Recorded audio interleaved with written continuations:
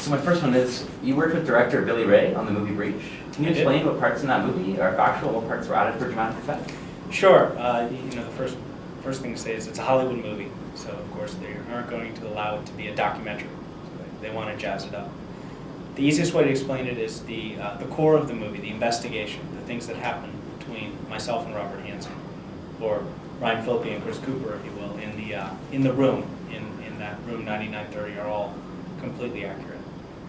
The scene on the bridge where I talk him back into the car is accurate, and the Palm Pilot scene, of course, and the arrest is filmed exactly as it occurred in real life, and not only the same way it occurred, but the same time of day and the same exact day of year, of course, years later than the actual arrest that had happened. The things that are the most inaccurate are the shooting scene in the woods, and to some people's disappointment, I did not see him in the elevator at the end. Those are the two most inaccurate, or actually completely fictitious scenes. On the topic of Hannsen, what mistakes were made by the FBI that allowed one man motivated by money to become the biggest intelligence breach in U.S. history?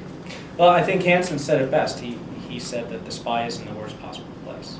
And essentially, that spy is going to be in the place where he has the knowledge to find out information and knows who to take it to get the most money and do the most damage. And the fact of the matter was that the FBI in that time was not particularly computerized. We were behind the curve in technology. And Hannsen's great skill as a spy was his ability to exploit the FBI's computer systems and run end-arounds the computer technicians and find out information in a way that wasn't traceable back to him. So can you elaborate on what your role was in bringing Robert Hannsen to justice? Well, my initial role was to watch him.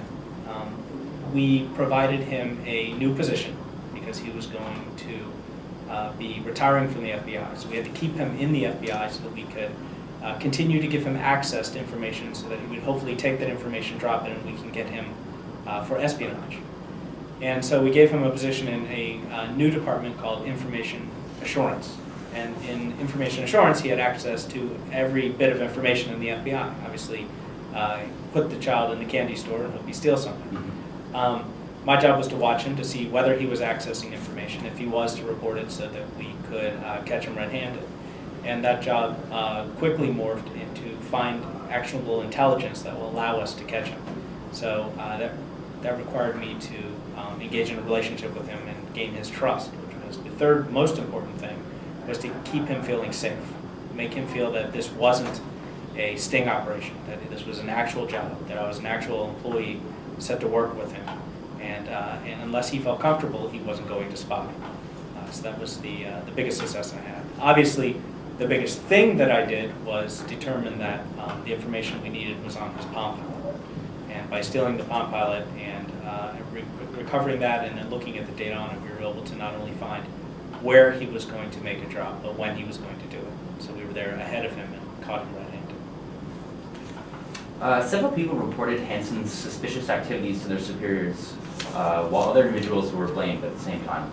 Is there better communication now between those who work with or know of a possible internal threat and those who have the power to take action against it?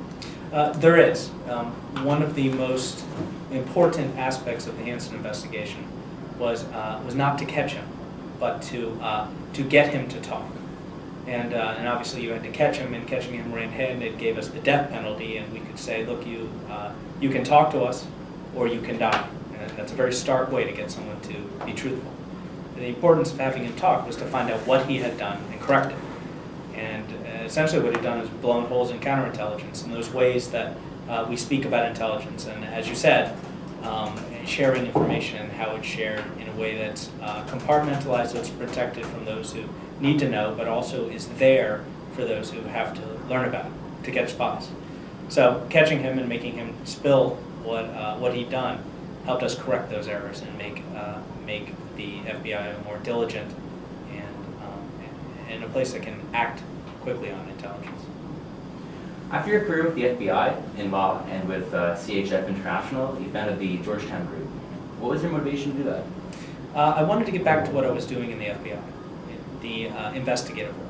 I've always been something of an investigator. Obviously in the FBI that was the science, that I practiced. In law, I continued to do internal investigations of companies from a legal standpoint, but of course I always applied what I knew as an investigator.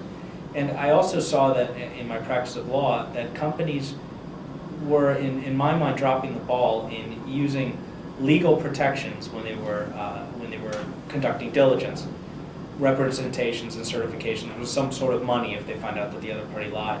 And I thought it would be better if companies were to do that diligence and investigation in the front of a deal.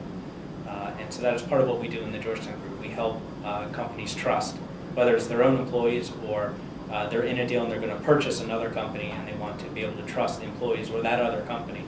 We look at all aspects of the deal and investigate to find out whether you can trust the person or not. Can you explain how the Georgetown Group takes information from a variety of sources, like the government and other sources, and turns it into strategic intelligence for a company or corporation? Sure. We have, what we do that is a little different from other companies is we don't just look at public records and what you can find on a computer sitting at home. Those databases are excellent and they're a perfect start, and we have access to databases that it takes some level of clearance to have access to.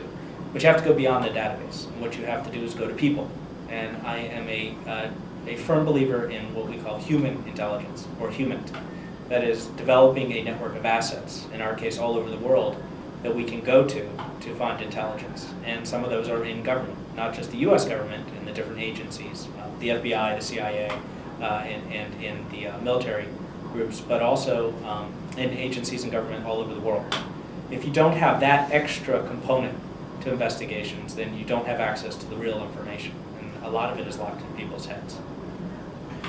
In your opinion, what is the biggest threat to companies pertaining to corporate espionage today? I think the disgruntled employee is by far the biggest threat. That is the person who is angry at the company, and that is the person that is easiest to exploit. You have one side, you have the easy case where the person gets so angry that he takes a bunch of information and uploads it to WikiLeaks. WikiLeaks.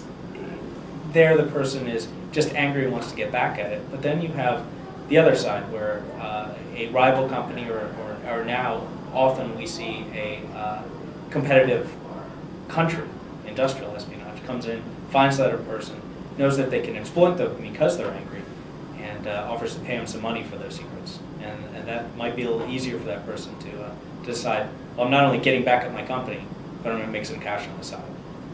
Great, thanks very much. You're very welcome.